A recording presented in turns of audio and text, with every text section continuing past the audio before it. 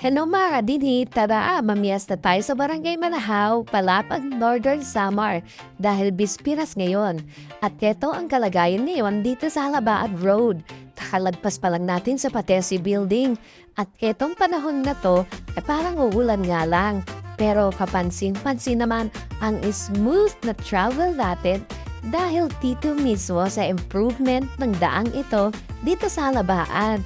Di ba napapansin nyo rin na marami ng mga tindahan dito? Yan, dahil yan sa pag-asenso ng palapag namin, di ba? May mga bakery, barber shops, printing shops, mga tinda ng mga feeds, may mga ulam, may mga gulay, prutas, at mga preskong laman dagat. O, di ba? O yan, nakikita nyo naman. Tapos dito, parang may itatayo pa yata dyang establishmento. Di ba? So, kung ikaw na hindi ka pa nakakauwi, talagang mamimiss mo ang palapag, di ba? At dito sa crossing, medyo traffic nga lang minsan kasi marami nagsisidaanan. Ayun nga mismo yung talipapa. At dito, malapit dito ay merong bakery na dyan na bago. Hindi natin alam kung sino may-ari pero maganda yung bakery kasi pink yung kulay, di ba? Nakaka-girly talaga. At andito pa rin yung private school. Ayan o. Tapos, dito na tayo ngayon sa Barangay Aquino. Ayan.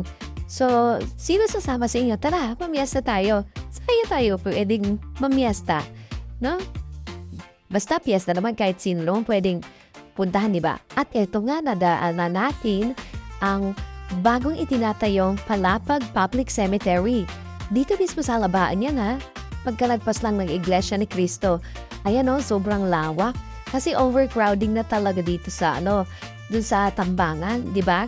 Tapos yan parang feeling ko chapel yan na itinatayo para sa pagmimisahan tuwing November 1 or 2.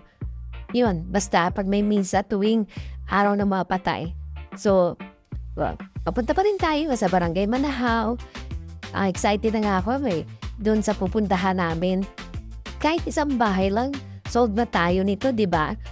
Ang importante ay makakain tayo ng hapunan. O, di ba? Kakalagpas lang natin sa tulay ng Manahaw. At eto nga, approaching na tayo sa mga bahay-bahay dito. Pero doon pa tayo sa gitna. Medyo napansin ko lang na kukunti lang yung mga namimiesta na yung Bispiras. No? Siguro kasi ang dahilan ay walang sayawan. Kaya konti rin yung nagsipag-uwian, no? Kulang ng mga main characters. Joke lang. Yung iba lang syempre, pero hindi naman natin nilalahat. Tapos, ayan o, di ba? Wala tayong mapapansin bagong na mga mararaming kasabayan papunta ron, tapos papauwi. Pero ito anong oras na to? Mga mag-alas 6 na ng hapon. Di ba dati pag alas 6 na ng hapon, pag Bispiras, ang dami talaga mga tao, tapos sobrang ingay, nagsayawan, tapos ito nga, nadaanan namin yung elementary school at hindi ko napigilan na picturean o videohan yung kanilang bagong gate. O di ba? So kung alumni ka dito, mamimiss mo talaga ang Manahaw Elementary School. At ito, naglakad-lakad na kami dahil pinark na namin yung sasakyan at napansin namin maraming mga alas na tinda dyan. At eto nga, ang aming unang bahay na nafiestahan. O, di ba? Solve na dito pa lang ang maulam nila. Tapos meron pa silang bibi na may gulay. Yes! Tapos may mga kakanin. Ang sarap talaga kumain, no? Nasira na naman ang diet natin ito. So, salamat nga pala sa papiesta sa amin. At eto nga, ginabi na kami. Pero isang bahay pa lang yan, no? Busog na ako. So, bukas ulit. Sa kaadlawan. Salamat!